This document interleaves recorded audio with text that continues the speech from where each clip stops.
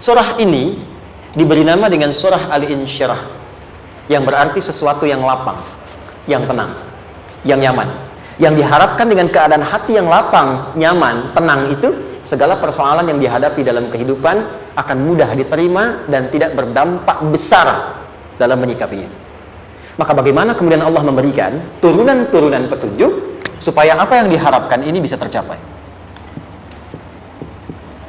Satu, izin mengilustrasikan, saya kasih cerita sebentar. Ada seorang anak muda, kisah ini sangat viral, hampir setiap kita bisa mendapatinya. Datang kepada seorang kakek tua di sisi danau yang jernih sekali airnya.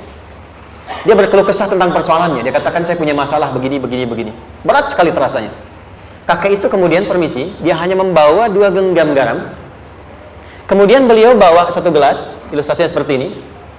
Dimasukkanlah kemudian garam itu ke gelas itu.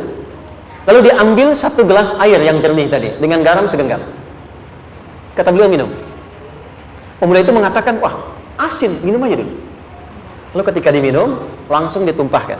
Dia muntahkan, asin katanya. Lalu setelah itu, kakek yang tadi melepaskan segenggam sisanya, dilempar ke danau tadi, yang luas. Lalu diambil lagi dengan gelas yang sama. Sekarang minum. Bagaimana rasanya? Segar, enak, nyaman. Itulah hatimu. Kalau hatimu sempit sesempit gelas ini, maka masalah sekecil apapun akan selalu menghadirkan kesulitan seperti engkau menelan garam tadi. Tapi kalau hatimu luas, sebesar apapun masalah, tidak akan pernah berdampak pada dirimu kecuali engkau mampu menyusun rencana untuk mengatasinya. Kelapangan hati yang membuat diri kita mampu menerima persoalan apapun, itu yang disebut dengan insyirah. Makanya dulu tahun 90-an ada sinetron Hati Seluas Samudra gitu ya. Saya pernah tahu itu. Sama anaknya diapa-apain juga, oh, masih aja ya menerima gitu. Dulu siapa ya? Jeremy Thomas dan lain-lain ya. Saya kira ada itu. Ya, saya kira itu ya. Saya pernah lihat sejenak. Saya jarang-jarang nonton itu. Pernah lihat aja. Saya senang riset. Jadi kalau riset itu ada riset dakwah, ada riset materi.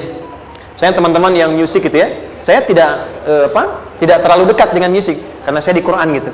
Tapi untuk mengetahui hukum musik itu bagaimana, saya riset. Sampai ke notasi saya tahu. C, D, F, G, A, B, C, G, A, B, C, D, F, G, D, F, G, A, B, C, D, A, B, C, D, F, G, A, F, G, A, B, C, D, E, B, C, D, E, F, G, A, B, B, C, A, B, C, D, A, F, G, A, B, C, A, B, C, gitu kan ya? Ya, tapi kalau diminta piano, gitar ini saya nggak bisa. Ya, tapi untuk menentukan hukum, nah kita bisa paham gitu. Misalnya boleh nggak baca Quran pakai langgam Jawa gitu kan? Nah, hukumnya apa? Nanti dari teori itu muncul. Ya, paham ya? Nah, oke, balik sini. Perhatikan baik-baik. 1, saya agak cepat. Ini ditafsir langsung turun Al-Insyirah. Yang pertama, alam nashrah laka sadrak wa wada'na anka wizrak alladhi anqadha dhahrak. Tahan sampai sini dulu, 3 ayat. Saya mulai dari ayat kedua dan ketiga. Perhatikan baik-baik. Wa wada'na anka wizrak alladhi anqadha dhahrak. Artinya apa? Artinya satu beban yang diletakkan di pundak yang berpengaruh kepada semua bagian tubuh. Kita pernah melakukan atau melihat yang angkat beban ya? Beban kan semakin berat diangkat, semakin terasa ke bagian-bagian tubuh ya, ke semuanya. Nah, itu namanya wizrak alladzi anqadha dhahrak. Beban yang dipikul yang berat sekali sampai semua merasa.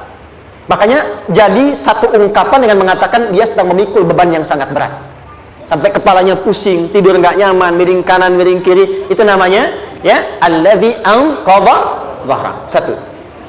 Saya percepat, akan ada satu masa dalam hidup setiap hamba merasakan satu persoalan yang seakan-akan beban berat yang dipikul sampai merasa kesulitan dari ujung kepala sampai ujung kaki. Siapapun itu. Jujur ya, setiap kita tanyakan pada diri sendiri. Setiap kita yang ada di sini, saya yakin pasti pernah atau bahkan akan mengalami satu peristiwa yang merasakan beban berat sampai seakan-akan ujung kepala sampai ujung kaki merasakan sakitnya. Ada yang sudah mengalami atau bahkan nanti akan ada yang melalui. Perhatikan baik-baik. Teruskan ayatnya. Wa rafa'na laka. Perhatikan. Kalau ada yang sedang merasakan itu, yakinlah kata Allah, pada saat itu sesungguhnya Allah sedang mengangkat derajatnya dan meningkatkan kualitas hidupnya untuk mencapai sesuatu yang istimewa yang belum pernah diraihnya. Dari sini kita buat persamaan. Ujian. Perhatikan. Berbanding lurus dengan harapan. Banding lurus dengan solusi nanti pada akhirnya. Fokus. lulus di sini, insya Allah setiap persoalan akan lebih mudah untuk diatasi. Ujian, seberat apapun yang sedang kita alami, tidak akan pernah diberikan kepada kita oleh Allah, kecuali ternyata hikmahnya untuk mengabulkan harapan-harapan besar yang sebetulnya kita mintakan. Jujur ya, setiap kita kan sering punya permohonan ya, sering berdoa ya, ya Allah minta ini, minta itu, minta ini, minta itu, gitu kan? Nah, cara Allah mengabulkan harapan kita itu, yang pertama, jalurnya lewat ujian. Karena semua kesuksesan itu desain dasarnya adalah melewati ujian. Coba, anak-anak kita yang sedang sekolah itu, apa mungkin diwisuda dengan penuh kebahagiaan kalau nggak mengalami ujian? Lewat ujian dulu kan? Dia belajar dulu, ujian dulu, ngatasin soal dulu, lulus, baru wisuda. Apakah mungkin akan dapat IPK 4 yang diharapkan kalau tidak mengalami ujian? Belajar dulu, ya kan?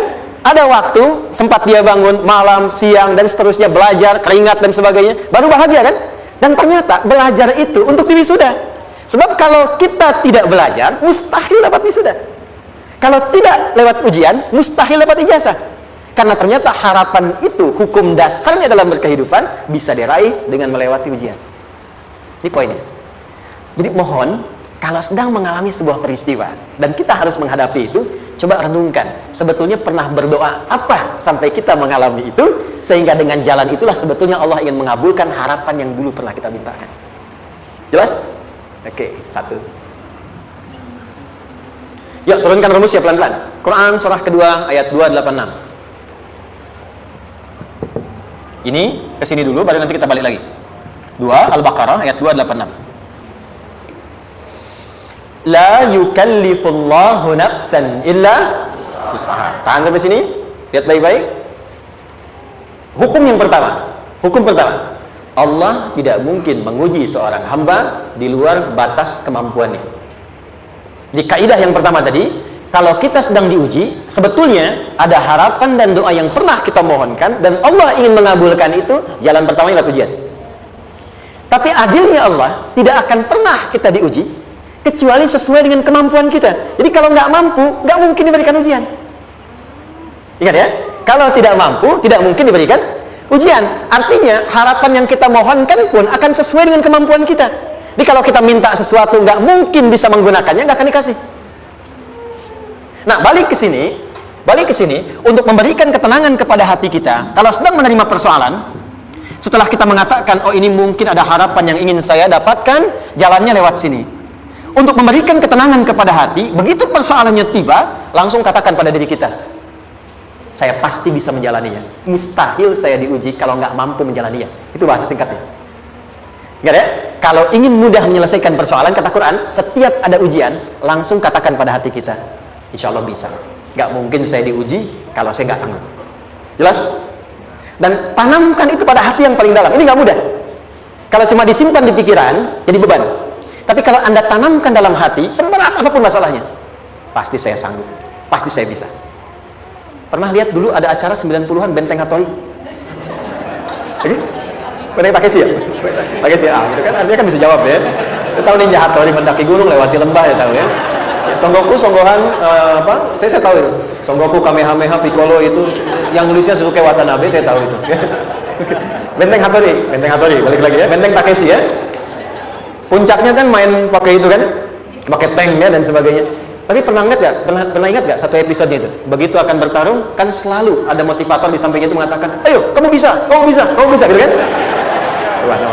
Dia nggak ngaji Quran tuh, kita punya ayatnya. Pernah nggak? Buka lagi ya dulu ya. Oke.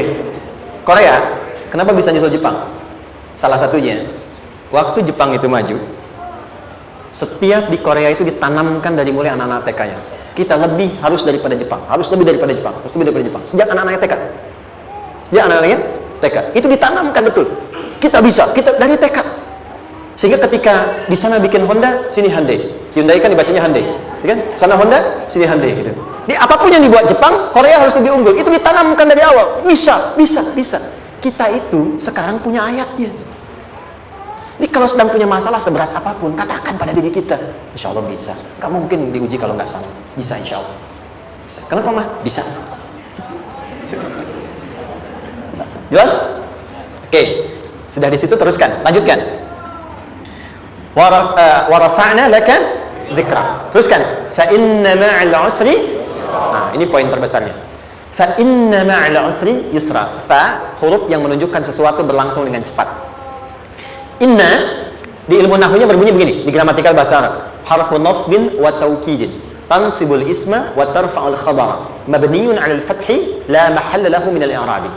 Paham? Tidak.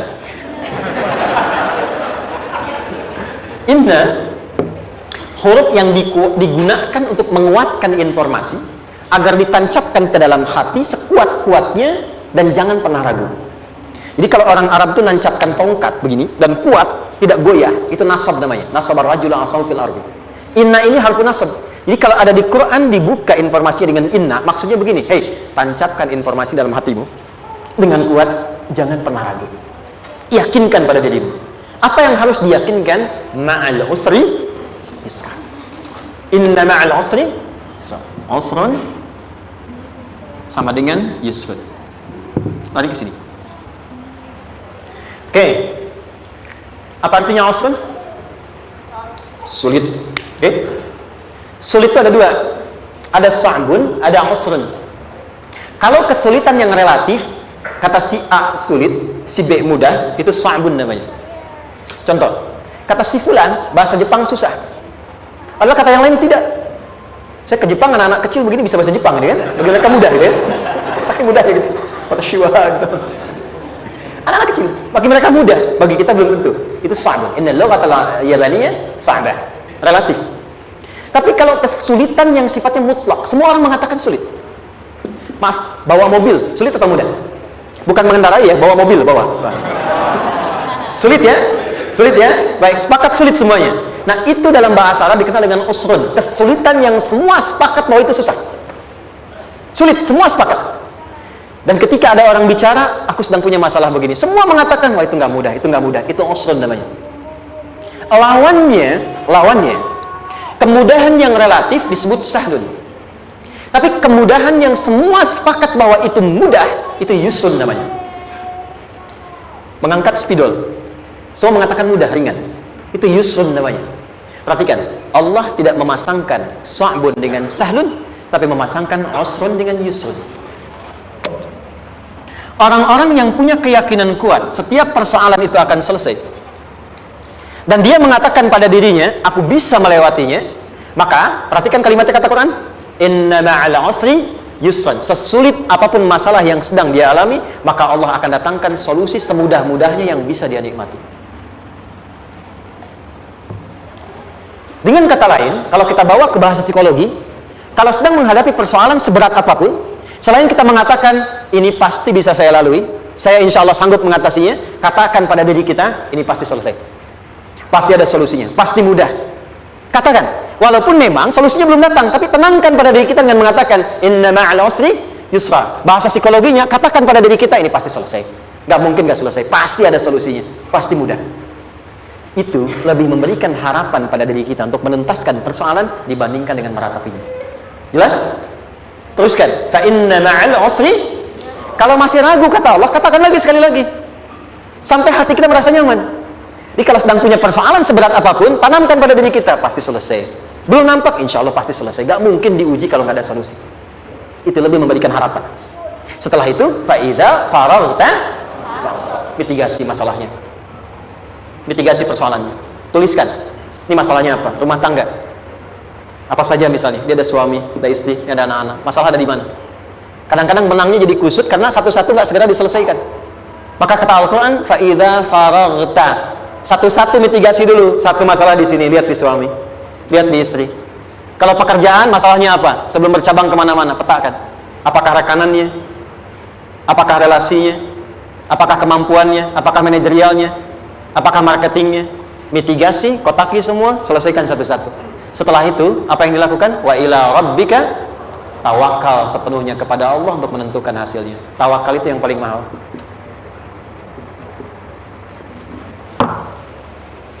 Anda kalau nggak punya kepasrahan, stres. Karena selalu memikirkan apa yang mau dikerjakan dan selalu orientasi pada hasil. Kita punya tawakal. Kalau kita mampu menyerahkan sesuatu, gini. Di sini ada orang yang paling jago misalnya main basket. Ada pertandingan basket. Begitu dibuka, udah tim musyawarah serahkan aja pada si fulan. Kan? Dia yang paling jago, ya? Bukankah dengan menyerahkan itu bukan hanya kita berikan sebuah tugas, ya kan? Tapi dengan itu ada kelapangan tersendiri kan? Yakinlah sukses, dia paling hebat. Pernah ada perasaan gitu? Sekarang, siapa yang paling mampu menguasai? Siapa yang paling hebat menyelesaikan segala hal? Siapa yang punya segalanya? Bukankah Allah? Orang-orang yang punya tingkat tawakal yang tinggi, maka satu, dia akan lebih stabil keadaan mentalnya dan tidak akan pernah gelisah dengan kekecewaan. Nggak ada kecewa. Karena tawakal itu kalau sudah kepasrahan pasti menerima hasil. Kalau sudah tawakal, terserah Allah tetapkan apa saja. Mau dapat sekarang, dapat besok, dapat nanti. Puncak yang paling tinggi, tugasmu hanya berikhtiar semampu yang bisa dilakukan. Selanjutnya, biarkan Allah menetapkan apa yang menjadi bagian dari maslahat kehidupan kita. Saya tutup. Cara Allah menjawab harapan kita ada 3. 1. Memberi langsung apa yang kita mintakan.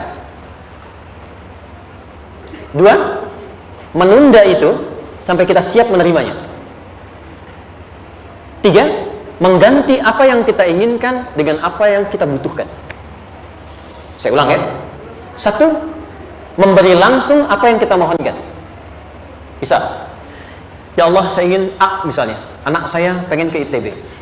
Tapi nggak mungkin tiba-tiba langsung masuk ITB kan? Pasti lewat ini dulu kan? Ada ujian dulu. Ikut tes dan seterusnya diterima. Sesuai. 2. Kadang menunda sesuatu sampai dia sanggup menjalaninya. Anda punya anak usia 5 tahun, pengen diberikan motor. Anda mampu untuk memberi motor, dikasih nggak? Tidak. Sampai dia sanggup mengendarai motor, baru Anda berikan. Terkadang ada yang kita minta sekarang, tidak didapati sekarang. Tapi ternyata tahun depan kita dapat. Kita harus sadar bahwa anugerah yang kita dapatkan tahun depan itu sebetulnya adalah hasil doa kita di tahun ini. Pernah dengar nggak kisah viral? Nabi itu berdoa, baru dikabulkan setahun setengah. Setahun 6 bulan. Padahal itu Nabi loh. Kiblat pertama kita kemana? Palestina kan? Baitul Maqdis kan? Nabi berdoa, mohon terus nengok ke langit. Al-Baqarah 144, minta, jawabannya turun setelah setahun setengah, setahun 6 bulan. Ada yang mengatakan di tafsir setahun 8 bulan, baru dikabulkan setelah setahun setengah. Padahal kurang soleh apa Nabi? Nabinya siap, mungkin umatnya yang belum siap. Nabinya siap, tapi ada tantangan di masyarakat yang tidak mudah, yang mungkin bisa meruntuhkan dakwah, baru dikabulkan setahun setengah. Ketika semua umatnya sudah bisa siap menerima itu. Boleh jadi apa yang diminta orang tua sekarang, terkabulnya mungkin belasan puluhan tahun pada anaknya yang nomor sekian. Tahu Imam Syafi'i? Imam Syafi'i itu kan nama aslinya Muhammad, bapaknya Idris, kakek yang ke atas yang ketiga namanya Syafi'i. Kenapa disebut Imam Syafi'i? Dinisbatkan pada kakek yang ke atasnya. Ternyata kakeknya ini seorang ulama besar, saleh, memohon kepada Allah, setiap di keturunannya ada yang bisa menggantikan lebih soleh, lebih baik lagi. Ternyata yang didapatkan bukan dari anaknya, tapi generasi keturunan yang kesekian. Anda belum sekarang bisa hafal Quran. Misalnya, Anda bermohon, berdoa, boleh jadi yang hafal mungkin bukan di anak, bisa di cucu, bisa di bagian keluarga yang lain. Maka, terkadang tawakal itu tidak hanya memberikan hasil yang cepat, tapi memberikan keindahan yang terasa tertunda, tapi melengkapi kebahagiaan yang dirasakan. Penutupnya, boleh jadi minta ke ITB, diterimanya di Unpad. Minta motor, dapatnya mobil. Kalau itu senang, luar biasa. Minta mobil, dapatnya motor, kan? Ternyata kadang-kadang di sini yang terakhir, saya tutup, Allah mengabulkan apa yang kita butuhkan, bukan apa yang kita inginkan. Anak Anda sakit, dibawa ke dokter. Kata dokter, jangan dulu makan jeruk. Maka Anda pulang, dia minta jeruk. Anda berikan apel. Saya nggak mau apel, mah. Saya pengennya jeruk. Nggak apa-apa, nah. Ini apel rasa jeruk, misalnya, kan? Anda berikan. Ternyata apa? Bukan ingin menyakiti dan tidak mengabulkan keinginan anak, tapi lebih memberikan apa yang dia butuhkan. Kadang-kadang maaf ya, teman-teman mintanya proyek A, udah capek, di situ nggak dapat, dapatnya di yang lain. Teman-teman, itu Allah berikan sebetulnya hasil ikhtiar Anda yang sebelumnya. Cuma dikasih yang lebih baik, yang tidak Anda pernah bayangkan maslahat.